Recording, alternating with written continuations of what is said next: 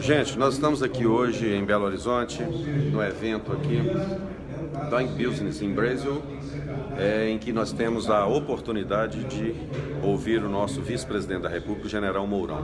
Vou colocar ali agora para que vocês acompanhem a palestra do General Mourão aqui em Belo Horizonte, que é o nosso vice-presidente, o homem que junto com o Bolsonaro vai ajudar a mudar o Brasil. Um abraço para vocês, vamos lá. Ó, estamos entrando aqui no auditório. Pode seguir aí, Guedes. Próximo. Acho que ninguém tem dúvida que nós hoje não navegamos mais em mares tranquilos. Essa velocidade das comunicações, a capacidade do aparelhinho que cada um tem aí no seu bolso de nos permitir saber o que está acontecendo em qualquer canto do mundo imediatamente, né? Ela desequilibrou aquilo que era o modo tradicional da gente viver. Isso provocou uma grande mudança nos costumes.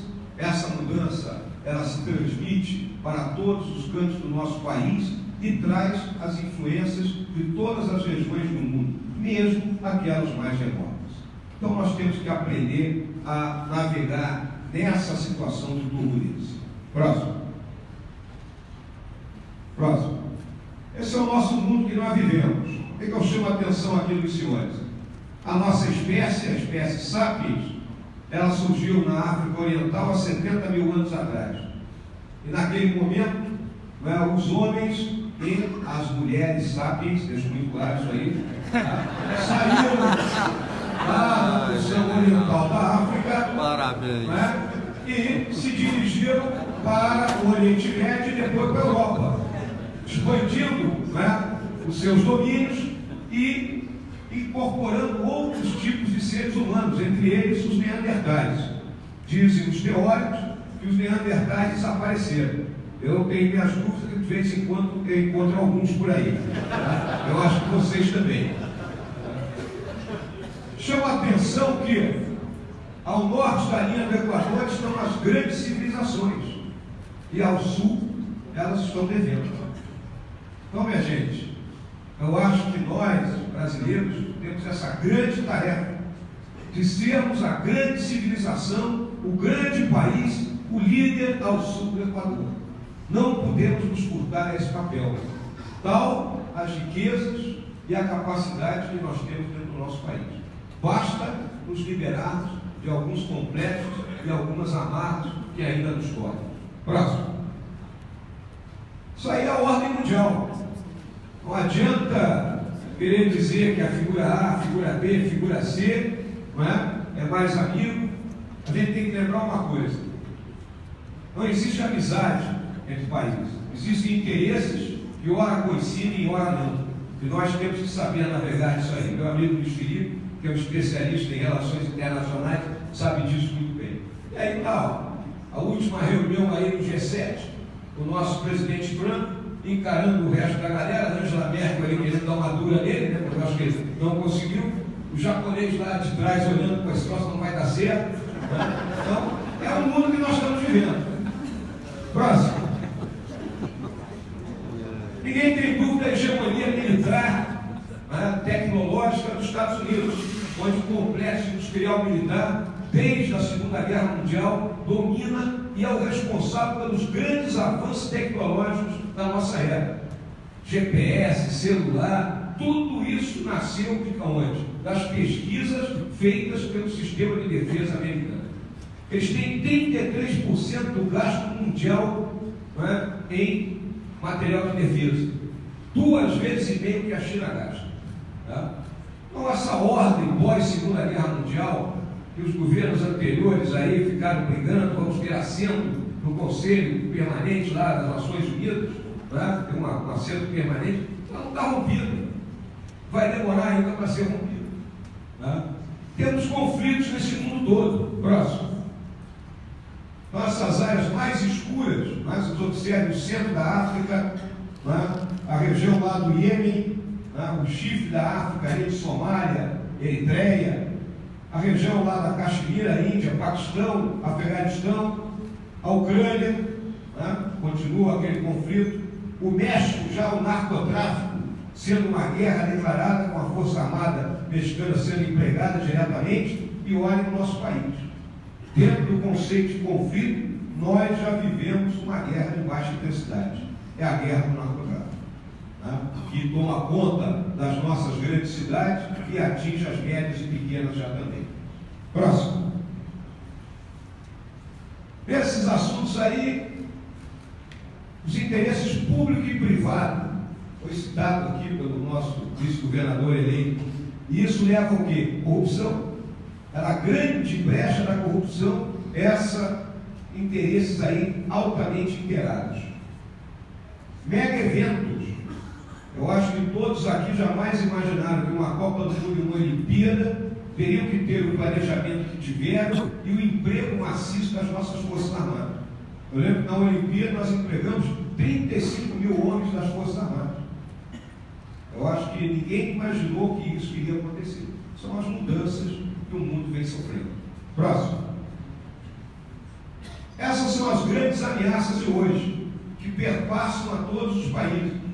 O terrorismo, crime organizado, suas várias facetas, a possibilidade de um novo colapso do sistema financeiro, fluxos de capitais ilícitos, os conflitos armados que eu já falei, esgotamento das fontes de energia, instabilidade de regimes, assimetrias muito ampliadas, guerra cibernética. Diariamente nossos sistemas são atacados. E nós temos que estar nos defendendo. Próximo. A nossa América do Sul é um condomínio de países periféricos. Próximo. Pode tocar aí, Edson. Então, aí o mapa da nossa América do Sul. Qual é a influência que o nosso conjunto de países tem no mundo? Pouquíssimo. Por isso que nós ainda somos países periféricos. Temos que mudar essa relação, né? Notadamente nós, Brasil, com o restante do mundo. Próximo. Ainda tem ideais obsoletos, tem gente que culpa portugueses e espanhóis pelos problemas que nós temos. Eles já foram embora daqui há mais de 200 anos para um pouco menos para outros. A defasagem tecnológica, e temos um caso. O que é importante destacar nisso aí? A Venezuela ela viveu pouquíssimos períodos da vida adulta, ou seja, de país independente, sob um regime democrático. Foi uma sucessão de ditaduras no século XIX e no século passado, também, exceção de um pequeno período próximo da Segunda Guerra Mundial, e depois, no período de 1958 até a eleição do Hugo Chávez em 1998, são os 40 anos chamados do Pacto de Ponto Firme. O que eu destaco aí no caso Venezuela? Eu destaco que, na década de 60, eles tiveram uma guerrilha, igual a que nós tivemos aqui no Brasil, orientada e coordenada pelos centros irradiadores do movimento comunista internacional, em particular Cuba, com cubanos, inclusive, operando lá dentro da Venezuela. Derrotaram essa guerrilha. Na autocrítica que os guerrilheiros fizeram, eles chegaram à conclusão de que, para conquistarem o poder do país, eles necessitavam das Forças Armadas. Nesse processo, então, nasce a figura do Hugo Chávez, uma infiltração dentro das Forças Armadas e, obviamente, com a sua liderança carismática. O Chávez tentou um golpe de Estado em 1992, golpe de Estado aqueles bem vagabundo dentro, atacou o Palácio Presidencial, atacou a residência do presidente da República, não se envolveu diretamente nos conflitos, deixou a tropa ali no combate e ficou escondido lá no museu. Bom, na hora de ser preso, o general encarregado da prisão dele era um homem comprometido com esse processo revolucionário e permitiu que o Chávez fizesse um discurso de 5 minutos para toda a nação venezuelana. E aí ele entra no imaginário do povo venezuelano como Bolívar redivivo. Tem que conhecer o povo venezuelano. Bolívar é um símbolo máximo para eles. E tal qual um Jesus Cristo, eles aguardam aguardavam a volta do Bolívar. Esse foi encarnado pelo Chávez. Chávez ficou preso, anistiado 2 anos depois, e aí se junta com um argentino, já faleceu, chamado Norberto Cerezo. E esse argentino coloca uma tríade para o Chávez se instalar no governo. A tríade chamava-se Exército, Caudilho e Povo. o exército como força de sustentação, o caudilho ditador e o povo sendo conduzido pelas ideias populistas. Eleito em 98, ele colocou isso em prática e o resultado que nós estamos vendo hoje. Um país totalmente deteriorado, né, uma fortíssima crise humanitária e econômica, com a sua população fugindo, mas sem conseguir resolver o seu problema interno. Tenho notícias que há já disenções dentro das Forças Armadas, os escalões mais baixos já não aceitam a corrupção existente nos escalões mais elevados. Né? Tenho notícias também de que a oposição venezuelana ela é titubeante, né, nas coisas, ela também se favorece nesse processo todo. Então a minha visão é de que em algum momento haverá um golpe dentro da Venezuela, uma luta fratricida e as Nações Unidas terão que intervir por meio de uma força de paz. E aí estará o papel do Brasil de liderar essa força de paz. Esse é o caso da Venezuela. Próximo. Temos poucos líderes aqui e os nossos países dependem de itens primários de pequeno valor agregado. Nós sabemos disso, né? A nossa produção é pequena em termos de pesquisa e desenvolvimento. Mais adiante eu vou tocar nesse assunto. Luiz Felipe falou aqui que levou não sei quantos anos tentando registrar uma patente. É o que acontece aqui no Brasil. E aí a gente deixa de investir na pesquisa e no desenvolvimento. Próximo. Existem ainda conflitos regionais adormecidos. É importante que tenham conhecimento disso aí. Próximo. Então tá aí. A Venezuela, ela ambiciona a porção oeste da Guiana, região chamada de Essequibo. Venezuela e Colômbia, elas têm um contencioso lá pela Península Guajira, junto do lado de Maracaibo, que é a questão de petróleo. Equador e Peru foram à guerra há pouco mais de 20 anos. A Bolívia e o Peru travaram uma guerra contra o Chile no século XIX. A Bolívia perdeu sua saída para o mar, virou um país mediterrâneo, mas agora está pugnando para rever aquele tratado de paz que ocorreu naquele período. Isso poderá gerar nova estabilidade aqui na nossa região. O Uruguai e a Argentina andaram se estranhando pela questão de indústria de celulose ali no Rio Uruguai, e o Paraguai tem aqueles seus problemas internos aí, de brasiguários, de sem terra, do Exército Popular do Povo, e que aqui fora a questão do contrabando e narcotráfico. Lembro também que os países maiores produtores de droga, Colômbia, Peru e Bolívia, são nossos vizinhos diretos hoje. Próximo.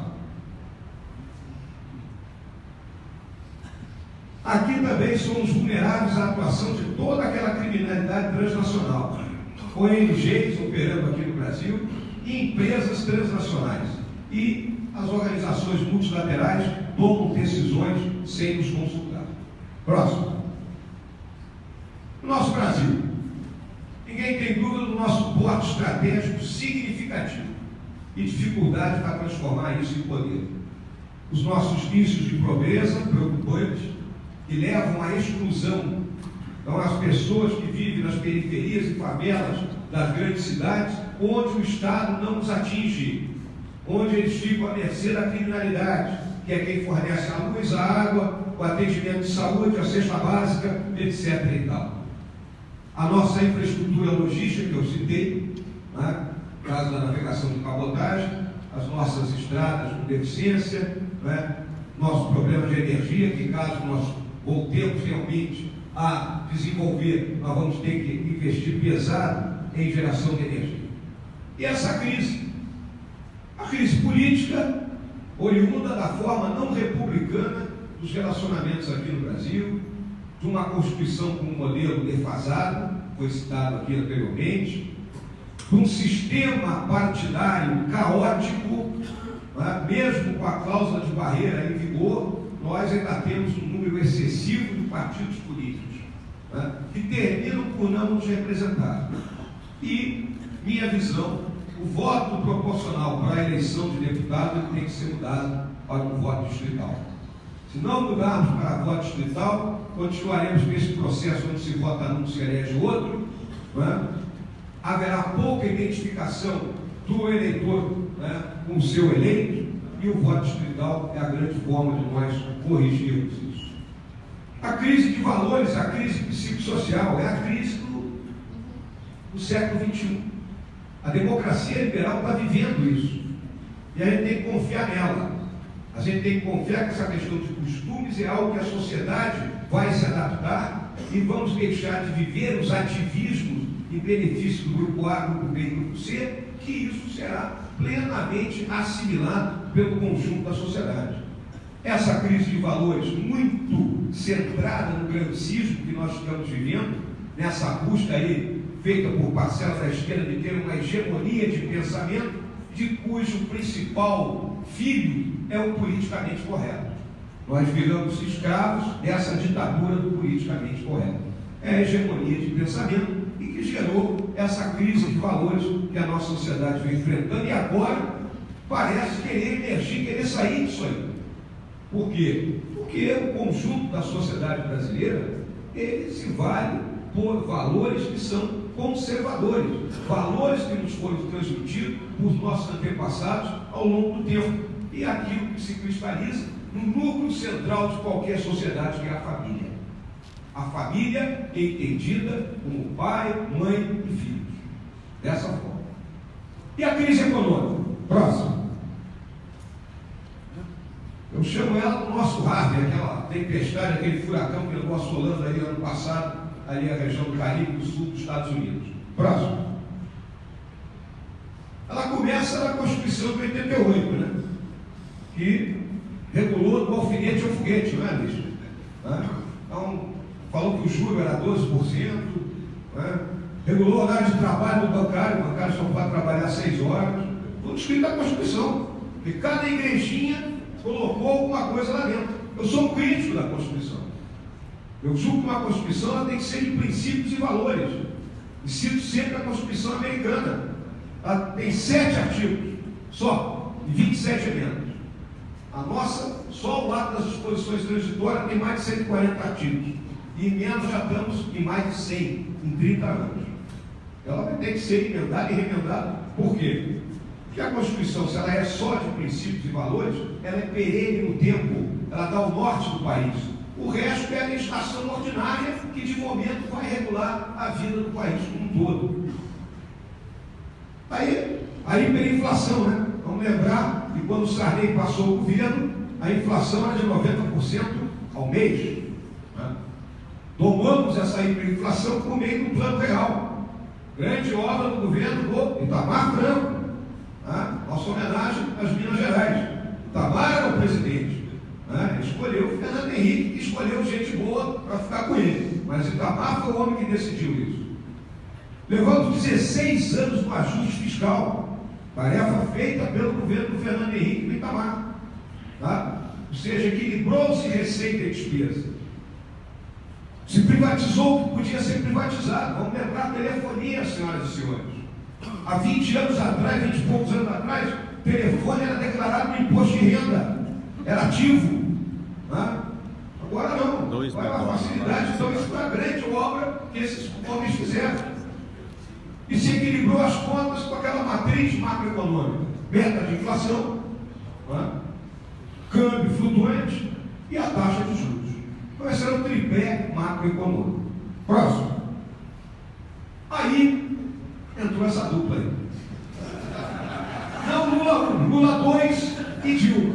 Vamos lembrar que Lula 1, Palocci, que eu chamo o Ademar de Barros moderno, né? Porra mais fácil. Ele manteve aquele tripé macroeconômico. Ele foi o cara que segurou as contas. Então, nossa continência é o Palocci. Inclusive pelas declarações aí dele, as delações dele. Mas já tinha o mensalão. O mensalão já estava rolando. E a turma da oposição disse: não, Lula vai sangrar e não será reeleito. Mas estávamos no boom das commodities, a economia nadando de braçada, né? O país sendo exaltado. Resultado, ele foi reeleito. E ao ser reeleito, agora é comigo. Aí criaram a nova matriz econômica, diferente daquela anterior, baseada em quê? Endividamento. E aí aquela frase da Dilma, que o Paulo já tinha dito aqui: gasto é vida. Primário, é um conceito primário. É o seguinte: eu empresto dinheiro para todo mundo, o cara vai comprar geladeira, fogão, automóvel, e aí gira a roda limite de endividamento das pessoas existe, né? Cada um de nós sabe. Não pode ser que nem aquele, não, agora vou fazer uma prestação de R$100 aqui, outra de 200 acolá, daqui a pouco o cara olha, não tem mais salário. Foi o que aconteceu. Endividou pessoas físicas e jurídicas. Valorizou o câmbio, todo mundo foi para o exterior, né? Dólar a 2,20, 2,30. As desonerações, e aí as desonerações apareciam, ora como um ato realmente necessário, e ora como um ato político para agradar determinado grupo dentro do nosso sistema econômico. Reduziu os juros por decreto, como se isso fosse possível. Os subsídios, os explícitos pelas próprias desonerações e os implícitos por meio do uso do BNDES, da Caixa, naqueles empréstimos para os campeões do país. Eu não preciso citar nomes aqui. A contabilidade criativa do Arno Agostinho, atrasado os pagamentos, que levou as pedaladas e que levou ao impeachment. Resultado disso aí, déficit fiscal, ou seja, o governo gastando muito mais do que arrecadava e, consequentemente, podendo se financiar pela venda de títulos, e aí aumentando a dívida pública, que hoje está em 75% do nosso produto interno bruto. É uma dívida enorme. Próximo. Aí o resultado primário, essa é aquela conta de padeiro, receita e despesa. Então nós estamos entrando agora, vamos fechar 2018, ainda não sabemos se vai estar em 120, 130 bilhões negativo, nós não temos esse dado, mas será o 5º ano seguido do país no negativo. O que fez o governo Temer para tentar reverter isso aí? Próximo. Criou o novo regime fiscal, aquela famosa emenda do teto de gasto, dizendo a despesa de 2019 será a despesa de 2018, acrescida da inflação medida de julho de 17 a junho de 18. Esse é o orçamento de 19. O que acontece na vida real? Na vida real, por determinação constitucional, despesa com previdência, pessoal e benefícios crescem acima da inflação. Então, senhoras e senhores, isso é a teoria da pizza. A pizza do orçamento governamental tem vários pedaços. Se um daqueles pedaços aumenta mais do que os outros, ele terá que comprimir. E aí o resultado, próximo. E para cumprir a meta, o governo tem que cortar gasto com custeio e investimento. E aí vai faltar recurso para saúde, educação, defesa, etc. e tal. Portanto, o governo Bolsonaro, se não fizer nada, em 2022 as despesas obrigatórias serão maiores que o orçamento da União. Então nós vamos transpor a linha de partida do dia 1º de janeiro, tendo que segurar esse bolso aí. Próximo. E aí eu me valho do grande Roberto Campos, que dizia que a diferença entre a estupidez e a inteligência é que a inteligência é limitada. Mas infelizmente. Próximo. Apagou tudo aí, Guedes? Seguinte, nas Forças Armadas, quando um general vai falar, ele leva normalmente um oficial jovem, que é chamado de Joel. É o jovem oficial de efeitos luminosos. Eu estou aqui com o Coronel Guedes é um Voel, é velho oficial de efeitos luminosos.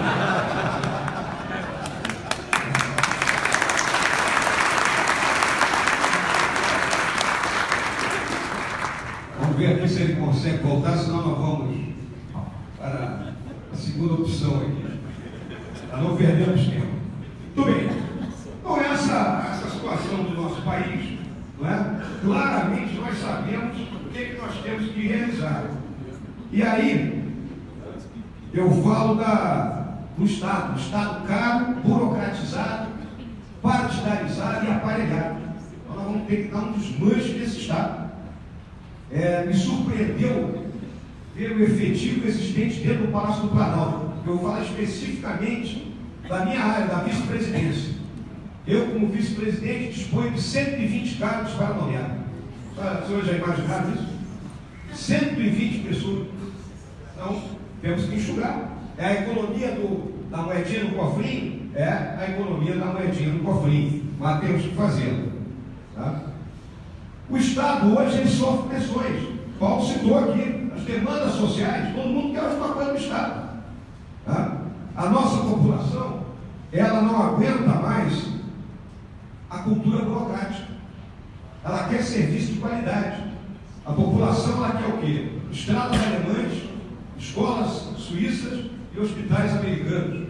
Tá? Ela quer coisa boa. Por favor. Vai tocando aí. Pode tocar. Vai. Pode ir. Próximo. Próximo. Vai. Próximo. Aí. Volta. Pode voltar. Aí. Aí vou eu. Fundamento econômico. Disciplina fiscal. Tá? Então vamos ter que equilibrar receita e despesa.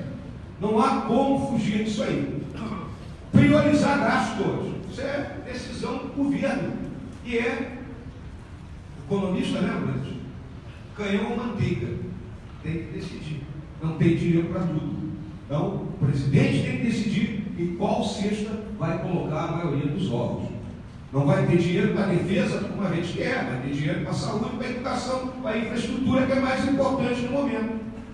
A reforma tributária, já citada aqui, liberalização financeira, a liberalização comercial junto com o regime cambial de juros flutuantes, e a liberalização comercial é lenta, gradual e segura. Não se pode dar um choque imediato na nossa economia, abrindo-a ao mundo exterior, por causa das amarras que dolem o nosso país. Os investimentos estrangeiros, capital de risco. Não queremos empréstimo. Empréstimo a gente sabe como é que termina isso aí. Esse filme nós já vimos aqui no Brasil. Tá? Privatizar o que puder ser privatizado.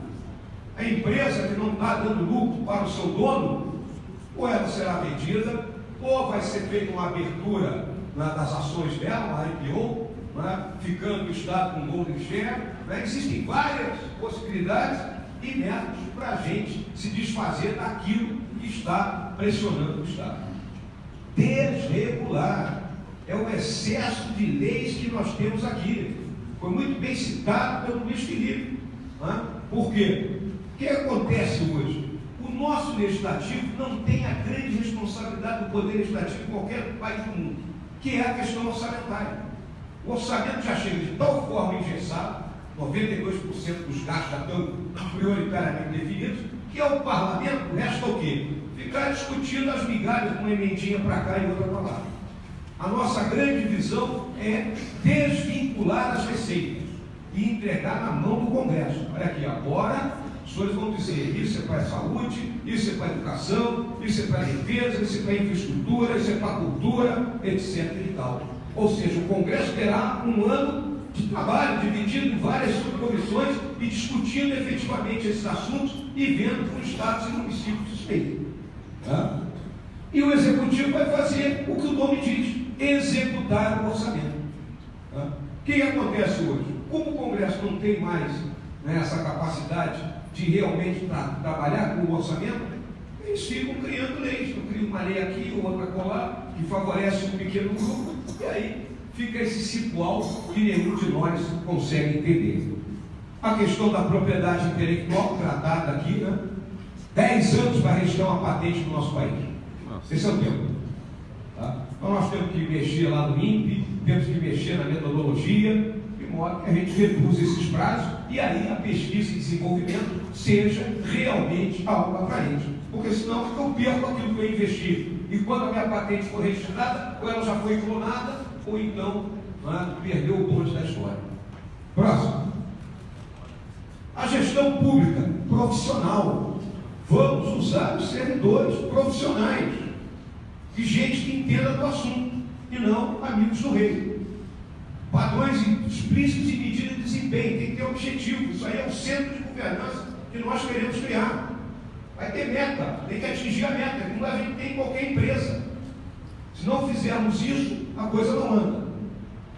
Satisfação do cidadão, qualidade do trabalho, delegar autoridade, disciplina e parcimônia no uso dos recursos, austeridade, que o governo tem que passar confiança para a população, e digitalizar e virtualizar o governo. Vamos começar a diminuir custosas campanhas publicitárias. 1 bilhão é gasto com campanha publicitária. Quando nós podemos usar a mídia digital, todo mundo tem celular, um app do governo, ele informa quando é que tem que vacinar, ele informa quando é que tem que se alistar. Então tem tudo que pode ser utilizado por meio da mídia digital. Então temos que digitalizar e atualizar, acabar com o papel. Na esplanada dos ministérios ainda circula papel. Temos que acabar com isso. Não há um sistema integrado de documentação, não há numeração única de protocolo dentro da esplanada dos ministérios. Então o papel se perde. Daí aquele conceito lá em Brasília, que papel tem que ter perna e voz, senão ele não anda, nem fala. Próximo. A governança, especificar os objetivos das políticas públicas, a interação com a sociedade, onde o nosso presidente Bolsonaro, ele é expert nesse assunto, usando as redes, políticos com liderança e transparência, princípio da publicidade. Essa relação com a sociedade tem que entender o que está acontecendo, entender o porquê de determinadas medidas, e medidas duras terão que ser tomadas. As senhoras e os senhores sabem disso. E a relação baseada na confiança e nos contratos. Sem confiança não há relação. Começa na casa da gente. Se marido e mulher não confiam um no outro, é um inferno. Tem condições de conviver. A mesma coisa entre a sociedade e o seu governo. Tem que haver a confiança da sociedade nos seus governantes. Próximo. Então, como é que a gente pode ter confiança em cumprir contrato com essa situação? Desde 88, foram editadas 23 leis federais por dia. Aquele pacote que eu falei aqui, o cara não tem o que fazer lá dentro do Congresso, ele arruma uma lei. Vai proteger o cachorro, vai proteger o gato, qualquer coisa sai lá. 103 emendas constitucionais, com todo aquele catatal lá, isso aí dá meia dúzia